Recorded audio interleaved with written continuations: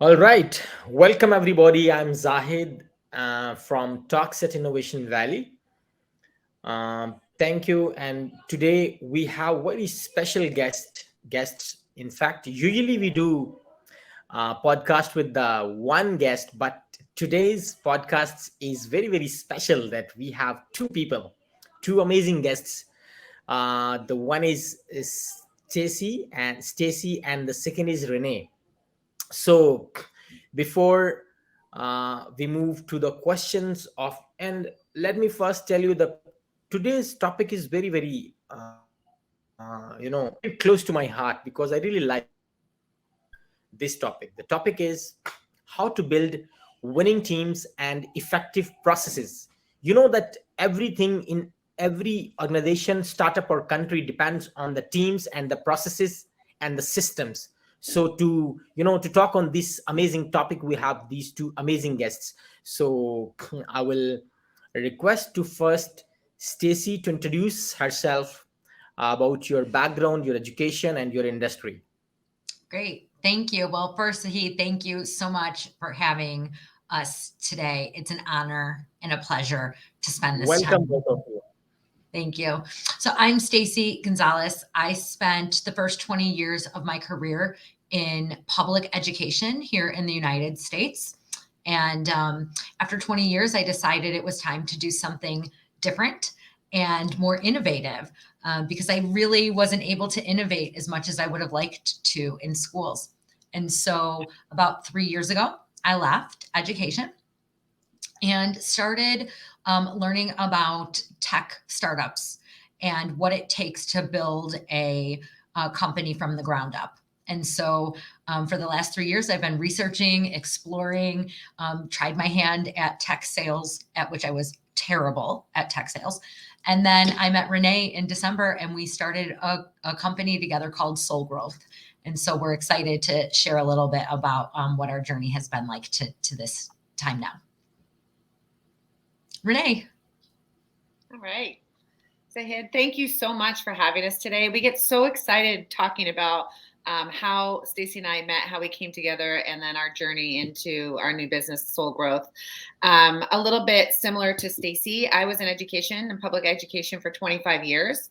I was a teacher for 10 years, and then I was a principal for the last 15. And realized just this last summer, that I wasn't really cut out to be a principal anymore. I was my values were in a different alignment to what I was doing and where I wanted to go. And so I actually have been unemployed for the last 7 months.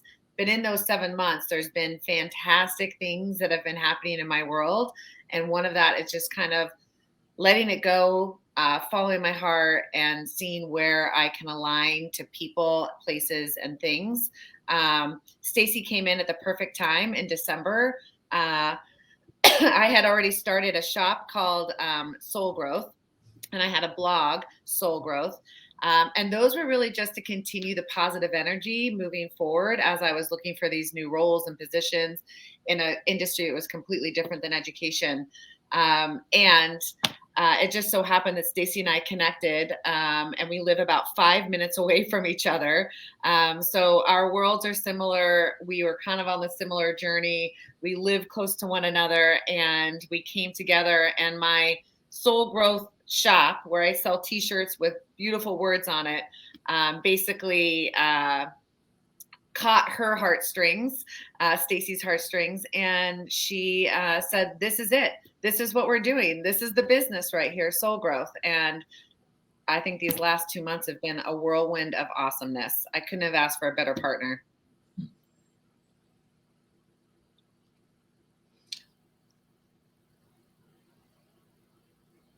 Well, we can't hear you. There you That's go. amazing. I'm sorry. So really amazing. So your name of your platform is really amazing, like Soul Grow. I guess Soul Growth. Yes. So soul is everything. So I would love to know a little bit more about your organization. I mean, what you actually are doing from the Soul Growth, and who are your audience? Yeah, so I'll start and then Renee, feel free to jump in. We're starting with really, like any good startup should do with research and development. And so we both have here, we're in the Chicagoland area. So we both have a network of amazing women leaders that we know and have met throughout our entire career journey. And so we're bringing them together to really ask them what is important to them at the intersections of their wellness and well-being, right? That's the soul work, our wellness, our inside work. Like what do they need inside? How are they processing through, especially the complications that we face in our just day-to-day lives, right? So their wellness, and then their professional and personal growth.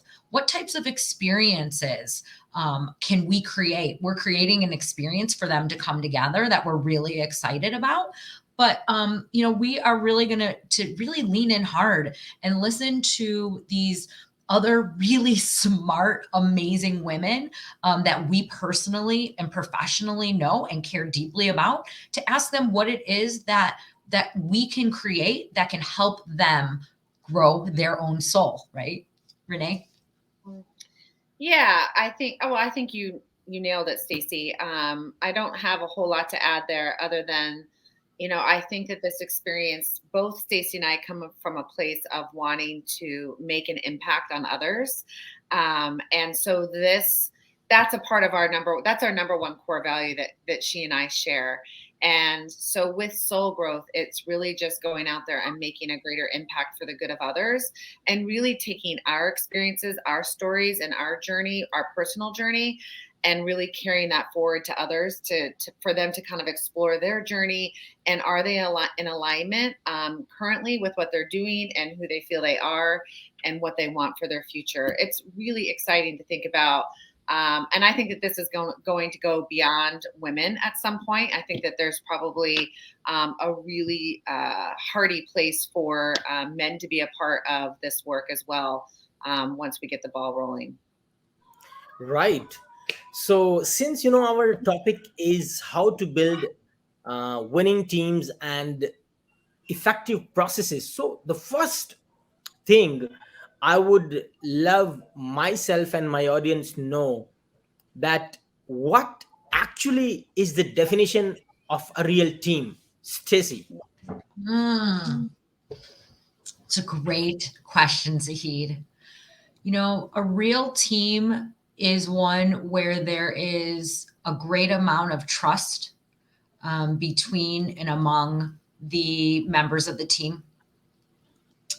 And that trust starts with, each team member trusting him or herself, right? So I'm only as strong and able to trust my teammates as if I trust myself, right? And the way I do that is by following up on the things that I say I'm going to do, keeping my commitments, operating in ways that demonstrate integrity, empathy, compassion, the value of understanding that I don't have to agree with maybe the way somebody else is choosing to live their life. It doesn't have to be right for me, but I can allow myself to see that perspective that somebody else has. And I think when we embody our shared values, and we're in a company is really, really clear on what our values are, we can help everyone else on that team align to those values. Right. So, yes, I agree that trust is the main thing in among the team. So the question is, Renee, how to build the trust among the team? I mean, Mm. how? I think that all starts with, who you bring on the team to begin with, right? So when I think about building a winning team, I really want to bring people on board who are aligned in the mission and vision of our company. So when we're going out and we're even looking for sponsors who will eventually be a part of our team, we want to align to their mission and vision just as much as we want them to align to ours. I think our core values, and I spoke to this a little bit before, Stacey and I did some work on our core values as we were entering into this partnership. And so really taking inventory of the people that we're bringing on board and what their core values are, and do those core values align to who we are as the co-founders of this particular company. I also think it's important to bring in diversified perspectives so that when we talk about trust, that we can have challenging conversations that aren't always going to be in agreement with one another. But by having those challenging conversations, we can respect the other perspective, even though we may not agree upon it. And I think Stacey touched on this before. That really is about kind of building the trust through communication. I think when you have high standards of communication and transparency, I think that there's a really strong chance you're going to have a more effective and winning team, because there's transparency, honesty, direct conversations that don't always necessarily lend themselves to walking away in complete agreement, but being able to hear somebody else's opinion that may either change the way that I'm thinking, or may just solidify, what I believe to be true. And I think the other thing that's really important is that you're bringing people in, and I think this goes again to the diversified perspectives and communication, is that you're bringing people in who are willing to be open to the conversation, right? As we're heading, and we're aligned to this mission and vision, and that's where our focus will always be. And I think as long as people stay open, and the people that you bring on board can keep their minds open to all the possibilities that may be in front of us, I think that allows for trust to be built, and for a really strong team to kind of carry the work forward. Right. Stacey, what is your input on this building trust element? Trust takes time, and trust is lived in the moment and in the experience. So I'll give an example how Renee and I have built trust. One of the things for me, there was a couple weeks ago where I just was feeling a little anxious, and not a little, frankly, a lot. I was feeling really anxious, and I was, I wasn't having a panic attack per se, but I could feel, I've had panic attacks in the past, and I could feel this feeling rising inside of me. And, maybe in the past it would have been, something for me that I might have felt ashamed of or embarrassed about. I wouldn't want to share with Renee, but I thought, no, we're in this together. It's really important that I'm able to communicate this challenge I'm facing right now in the moment while I'm facing it. And Renee was lovely in how she responded. She didn't try to solve the problem for me. She didn't try to tell me what I should or shouldn't be doing. She just really listened, empathized, and made a space for me to feel like this isn't the end of our relationship. This is a normal thing. And we would get through it together. And I think allowing for people to come with their human experiences and being open to that, that people are going to, when somebody says to you, how are you, right? You get on a Zoom call with a colleague. How are you? And I'm okay. I'm okay. Okay. Are you really okay? I mean, is it okay for us to say something like, it's been a little bit, I'm a little off today, and things I'm not feeling exactly, high energy or whatever, and accepting and being okay with that, and not needing to fix that person or change that person, but trusting that just by allowing space for that person can show up more fully in that moment. Yeah.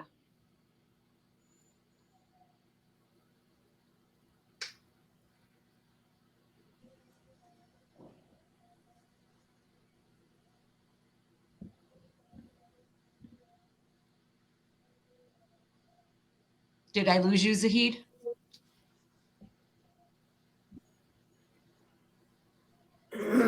Am I audible? I can hear you a little bit. We can hear you now. Okay, perfect. So, yes, I really agree that listening others and sharing your stories is a very good way to get better if you are feeling anxiety. But here the problem is, that many people hide their problems. Uh, they don't share even with their family. Sometimes with their wife, with their parents, with their close friends. Here is a very, very important question: why people don't share their personal stories? I mean, why, and how we can open them up? I think there's some shame and fear that's attached to people sharing their stories.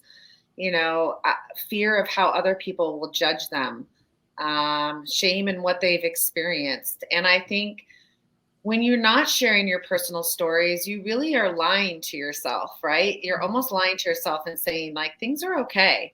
I'm okay. I think one of the things that I have encountered in my life as an educator, and even me growing up, I was in communities where you really just put on a brave face. You smiled, everything is fine. But deep down, I wasn't okay. And the kids that I taught or the adults that I worked with, they weren't okay either. Um, I made a decision to really show up authentically. And I was going to say this before. Stacey and I both experienced really not being able to show up as ourselves authentically to work. We really had to play the role of somebody else in the roles that we were, as a principal and as an assistant superintendent, and high level roles in schools. And we had to show up not necessarily being able to come to the table as we are. And there was just a decision. I think Stacey made that decision when she left education that that's not who she wants to be anymore. For me, I actually took a year off, moved away, came back to education, and made that decision at that time that I'm going to show up in all aspects of me. I'm going to be vulnerable. I'm going to put myself on the table, because what I believe in talking about making an impact on others is that by telling my story, I know that I'm impacting others that I don't even know, how my story sits with them.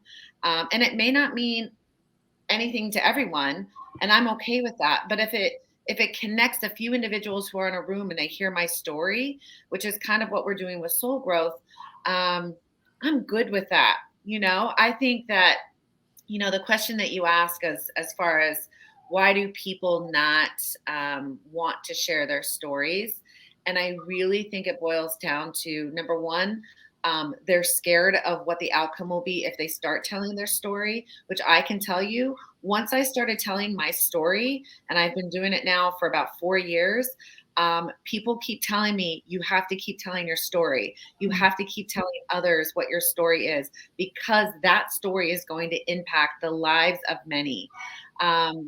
And that doesn't mean you have to, I think you have to pick and choose where you want to share your stories to begin with. I think those safe, small spaces, whatever that means for you, is where you begin to share. And then eventually you become a little bit more comfortable with sharing that story, maybe on a bigger scale than maybe just 1 or 2 or 3 people. But I do think that fear and shame is a big part of it, and that judgment. And I think when we can get past how others view us and really sing from our heart, what it is we're feeling in that moment, what we feel like we need to share, how can our story have a positive impact on others, I think we lose or let go some of that fear and shame. Right. So, when we talk on the behaviors of a team, there are 2 types of behaviors. The one kind of behaviors are, human behaviors, like the psychological behaviors, how they react on the things. But the second thing is the team's knowledge and skills. So there are 2 things. On one side, we have knowledge and skills of the team. On the second side is their behavior. Do they execute in time? Do they Are they punctual? Are they Do they cooperate? So these behaviors, and are they capable? Do they have knowledge? Do they are skilled?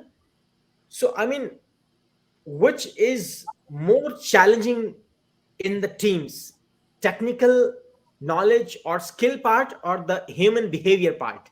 One question. Second is how we can make the teams better on these both things, and how we could do the balance, because sometimes team is very good on their behaviors but they are incapable, Mm. and sometimes they are very technically sound and good and at knowledge, but they are very bad on the behaviors. So It's a great question. It depends, I think. I have not a lot, but I know several engineers and developers. And the way that they are in their technical skill, right? In their skill area, they are very competent, very capable when it comes to their engineering work, right? And in the development world. They also tend to be more introverted, and they're not really somebody, to your point, like to them, showing up on time, being able to work effectively, a lot of times asynchronously. They don't necessarily want to sit on a Zoom, like, and share their stories and their feelings. And that's okay, right? And I think it's creating teams where we understand how people work best. Our job, Renee and I, we've not hired anybody yet, but we have volunteers who are helping us build this company. And, I think when you talk about the behaviors, that's the first thing, that those psychological, the ways in which people respond, their level of ability to have empathy, their ability to communicate clearly, some of those, what we consider like soft skills. I think that falls in the behavior piece. Those, if somebody isn't in alignment, Renee talked a lot about alignment. If somebody's not in alignment with us, they're not going to be a great fit, even if they have all the skills. And right now for us, we're at a place where we're just really launching and building, and we're relying a little more heavily on the people who are in alignment in the behaviors versus the skilled workers that we need. But at some point, we're going to have to make some decisions because we'll want that to be balanced. Mhm. Right. I guess, that in the teams, in the different departments, there are always conflicts. There Mm, are always lack of communication and coordination. There is always some kind of jealousy. mm, As a team leader, you have to, synchronize everything. You have to synchronize all the teams. You want all the processes go smooth, and you want all the production fine. And that will happen only when, the teams are really synced psychologically, technically, and in communication and everything. So how to build harmony among the teams and among the departments and among the processes? Now we are, integrating the process in the team. This is the central question of today's podcast. I would say, when I think about um, creating teams, and you have these very departments who can be, in different spaces behaviorally and skills and whatnot, is as a leader, having been a part of that type of environment in schools, you have to be really intentional on where you put your time. And so I think we can often really focus on, I think you were asking before about the skills versus the human behaviors. I think we can put a really big emphasis and lean really far to one side on the skills and knowledge of what people can offer, like when we hire them in, when we're thinking about performance. But just as important are those, what we call kind of an emotional intelligence piece to the work. And I'm going to say that they're similar to Stacey. I think that they also sometimes maybe fall a little bit, 51, 49, 51, the human behaviors dominate kind of those knowledge and skills because of that need to be able to work in a collaborative environment. So as a leader, it's really important to me that there is dedicated time that we really focus our attention on how do we create those processes around those human behaviors, right? Along with those skills. So if we need to have a process or a system in place that speaks to communication and how we communicate with one another. What ways do we communicate with one another? Because as I said before, I think communication is one of the key attributes to building a team, a collaborative team that trusts one another. So I would say, just thinking about that is being really intentional about not just focusing on the performance of the product or the company itself, Because if you're not, if you're just focusing on the knowledge and skills and you're not focusing on that, EI, the emotional intelligence piece of your teams, I don't think any team will ever meet their complete and true potential without putting focus on how do we take care of our people as individuals, and then how does that transfer over into what they can do as far as a team.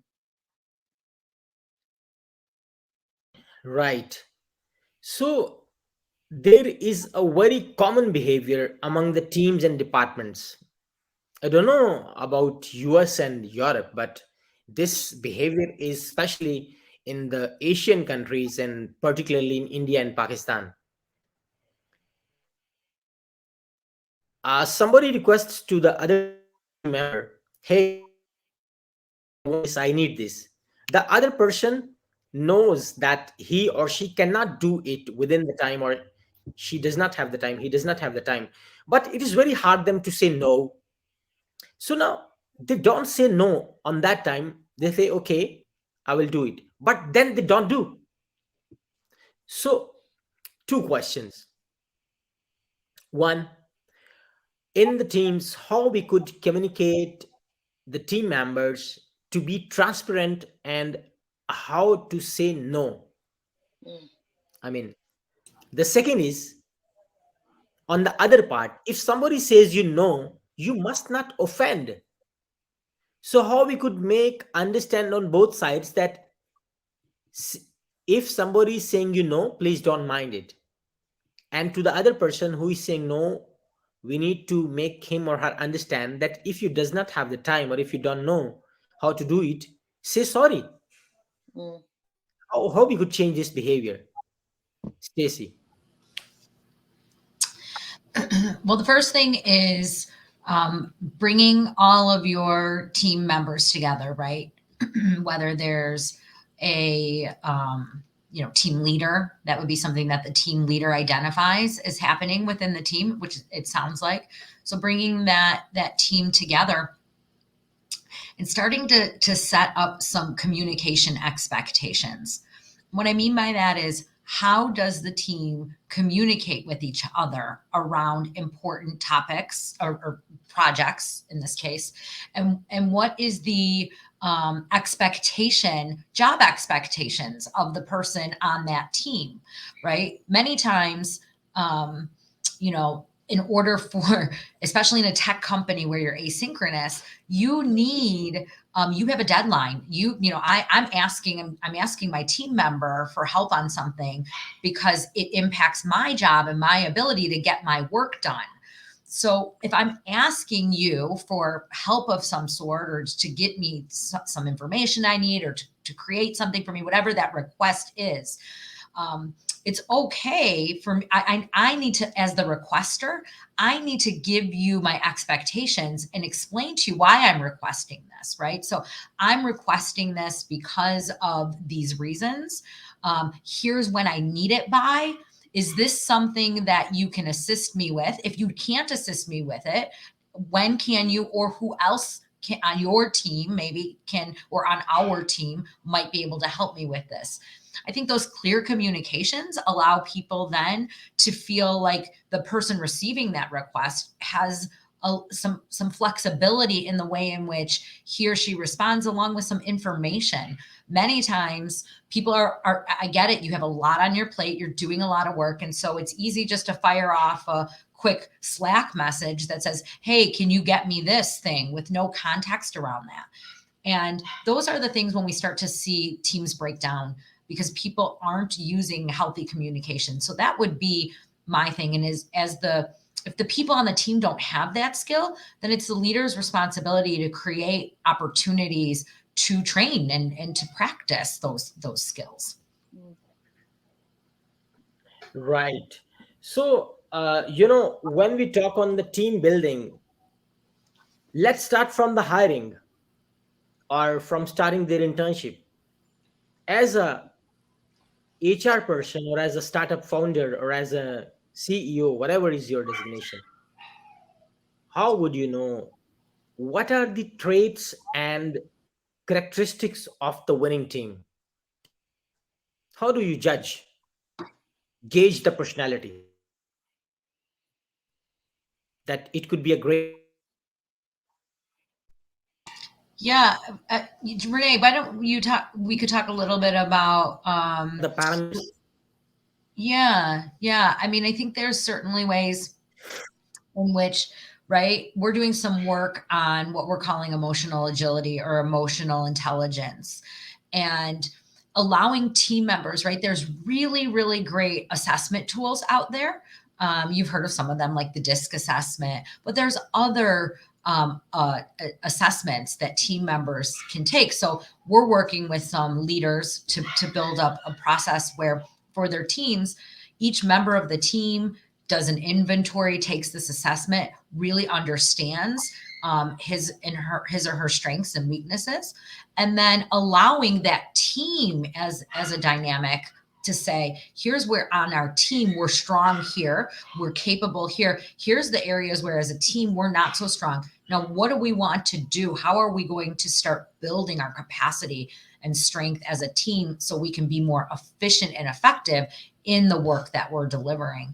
So I definitely think there's allowing people time and space to really assess and understand. There's lots of great research out there around this that can easily be integrated by a team leader with your either your weekly team meetings or monthly meetings. And then Renee and I, we serve as one-on-one coaches, mentors, having somebody who is sitting in a seat from a completely judge-free space where it's just you and that person. And that person's job is to just allow you space to explore your ideas, your goals, how you're meeting those goals. We really believe in that as well. So team support coupled with one-on-one support of team members, we see teams go from 0 to 100 off the charts rather quickly when they have that type of support. Zahid, I would also say that when I think about just as my previous role and what I will carry forward, as we build soul growth, who we hire is the most important job that we do, right? So what we don't want is to hire the wrong people and then have high turnover. So that process really starts from the very beginning, whatever the application process looks like, whatever the interview looks like. So you were talking a little bit earlier about that balance between knowledge and skills and human behavior. I'm going to want to dig into both, right? So the questions that I create through that process of hiring somebody and creating that team, I'm really going to want to make sure that the questions I'm asking of that person are not, in the box questions that everybody asks anybody when they're hiring. I want it to be specific to our company, what we believe, what we stand for, and what does that mean to them? What can they bring to the table as far as their knowledge and skills, their past experience? Where do they see themselves in the future? And then also that kind of emotional intelligence component is really important as well. So as you're building a team, whether you're a CEO or founder, I would just say really spending time on what that process looks like in order to be aligned in the process to the type of people that you want to bring on board. Right. So I would, that building the skills and knowledge of the team is very, very important. So as a leader, as a team leader, how do you upskill your team on their knowledge and skills, and how do you measure their progress, especially with a system and process approach? Yeah, that's a great question, and especially when, right, if you're a non-technical co-founder, which we both are, you have to really trust the skills and expertise of your people, but you also have to do your work, right? So while I'm not going to have a complete depth, really deep, intimate understanding of, whatever for example, like the coding language, maybe that my developers and engineers are using, I still have a responsibility to understand how that language functions, what things can and cannot be done, keeping my understanding open, because I'm talking with other founders, CEOs, leaders in those spaces, to really be able to parse out, because the hardest thing for a leader is some of those skilled areas that we don't have. We don't have it. We're not going to know. So that's why that trust piece is so important. So when our employees come to us and they say, I need to shore up my skills. Here's a training program I want to take. Here's a workshop here's a course I want to take. We're able to say, okay, you need that. Tell us why you need it. We're able to process through that and then create opportunities for that person to upskill. We're also really, important that we hire knowledgeable managers who have really strong success records, right? All right. So, as a team leader, what are the top 5 skills that a team leader must have to build the teams and to, run the company, to be the super driver of the company, of anything? Go ahead, Renee. I've got ideas about it. Go ahead. Yeah, I think we can bounce off of each other. I'm just good because I've said it through this, throughout our time together. Communication, number one. A leader has to be strong in the way that they communicate with their people, and finding a variety of different ways in order to connect with their people. That's not just always emails or written communication, but one-to-one meetings, small group feedback sessions, focus groups, large group, that and consistent communication. I think that's one really important skill that successful team leaders need to have in order to run successful companies and organizations. Stacey, I'll let you go for the next one. I think it's building tight, flexible processes. People need to know what the guardrails are. They need to know at the end of the day, there are expectations that you meet. We have goals, quarterly, right? Monthly, quarterly, yearly, whatever that looks like, and that your work is on target towards those goals. Being able to have conversations about performance that are not personal. A performance conversation isn't personal. You bring the body of evidence. It might feel personal to that person, but you bring the evidence based on, here's the career job expectations that we hired you for. Here's the output that I see. Am I missing something? Right? It's going and trusting that they're going to fill in the gaps instead of saying you're missing the mark, you're not doing your job, but allowing, assuming best intention, assuming that people do want to perform and do want to give their best. And so being able to have clear guidance on what those expectations are that are written, that are transparent, that everybody understands and knows, and making sure that that person is supported throughout the entire process. I also think just to go off of that, Stacey, Zahid, is as a leader to be able to also receive that type of feedback on your performance, right? And who you are as a leader. So I think one of the things we miss in corporations, companies, schools, is that the leader doesn't always get that type of feedback that they're giving to their team members.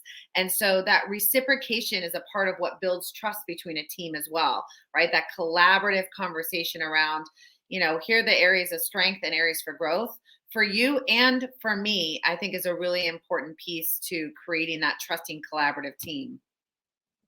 Right. So, when we talk on the performance, accountability is very important.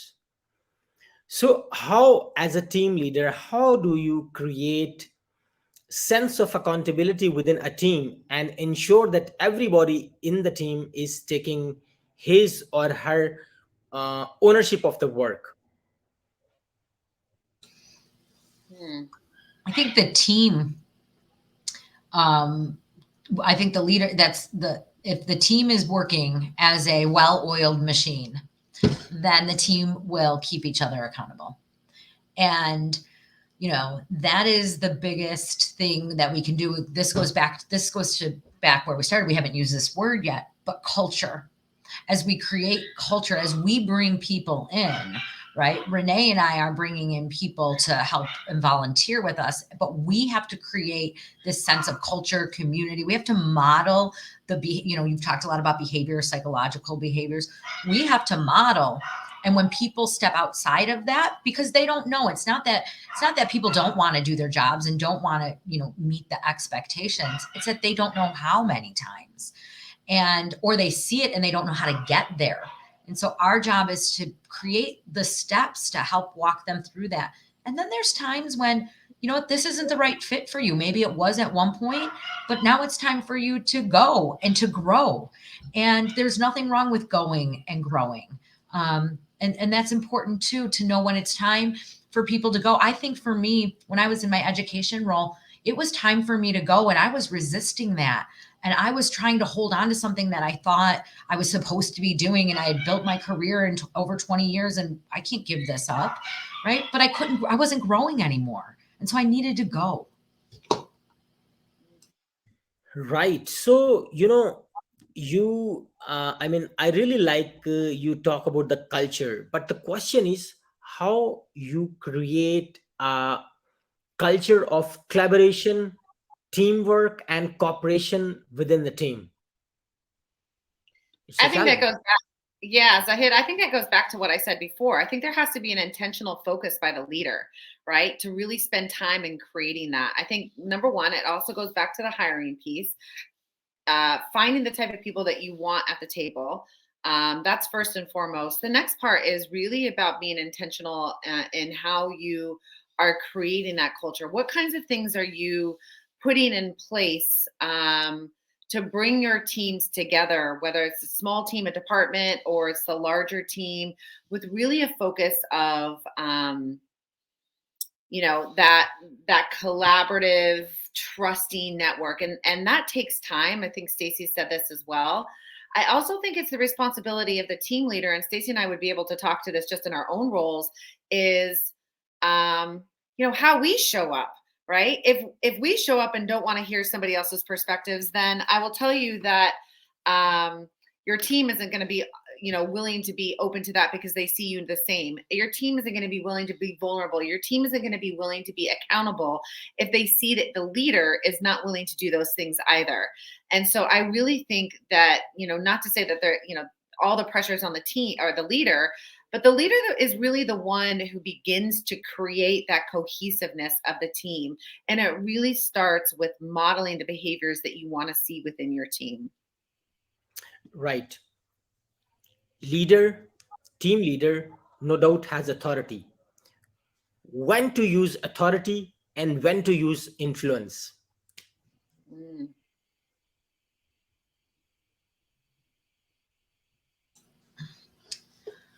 It's a great question. It's a really great question. It's probably, just so you know, it's probably our last question because we have another meeting coming up in 10 minutes. But, when to use authority and when to use influence. If I have to rely on my authority, I should use that authority for myself, right? I should be relying on my authority in order to lead myself. And what I mean by that is the things that I say and commit to myself, I will do. And if I'm not, I need to come at myself, for me personally, right? Come at myself with a little bit of a greater sense of authority. Stacey, you said you committed to this. You need to step up. You're not fulfilling that commitment you made to XYZ, right? I think it's really important to be careful when you're going to operate from a place of position power when you're working with the people in your organization. People know that if you are the boss or the manager, they know you have the authority. They already know that. So it's always in your best interest as the leader to attempt to understand first, and then, use that evidence, right? Like I talked about earlier, to really understand and assume best intent. Because if you go in with a strong arm, people that doesn't make for healthy places of work. It breeds fear, contempt, backbiting, unhealthy team dynamics. Not a great way to lead. Last question with two parts, and you can give just, short answer. Uh, when you know that to progress, you need a good policy, system, and process. How a leader can create a good policy and process and system, and how he can ensure the continuous improvement in all the systems and processes and the policies.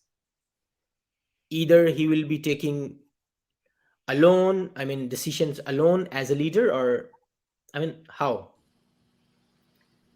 I think just as a brief answer to this, I think that the more collaborative you can be in creating those policies and processes gives ownership and agency back to the team. So I think when we talk about creating that culture of trust and respect, when we're building new policies and processes, instead of doing it on your own as the leader, which by the way it's a lot of work to do that on your own. So if you can bring it back to your team and create that with your team, you're already creating a community that's on the same page and moving towards that alignment to the mission and vision that you have put in place to begin with. I think that's probably the greatest piece of advice I can think of when creating those policies and processes. Stacey, Renee, trust me, it was really, really great and insightful talk. And I'm really thankful to you for joining this podcast from all the team of Innovation Talks at Innovation Valley. And any last message you would like to give to our audience? No question from my side. Any closing remarks? Yeah, I'll just share, the mission of Soul Growth is to follow your heart, open your soul, and love the life you live. And Perfect. each of us has this space inside of us that we know deeply, that we know really who we are, and we know what it feels like to be home in that space. And so I just encourage anyone listening to this to find that space, to remember what that feels like, and to allow yourself to operate from there, even if it's for 1 minute, even if it hasn't been a while. It's okay. Trust yourself to kind of open that space and explore. Perfect. When you show up as yourself, you experience all kinds of freedom that maybe you never knew that you had before. Zahid, I just want to thank you for the time today. It was really fun to just connect with you and talk about systems and processes and developing amazing teams.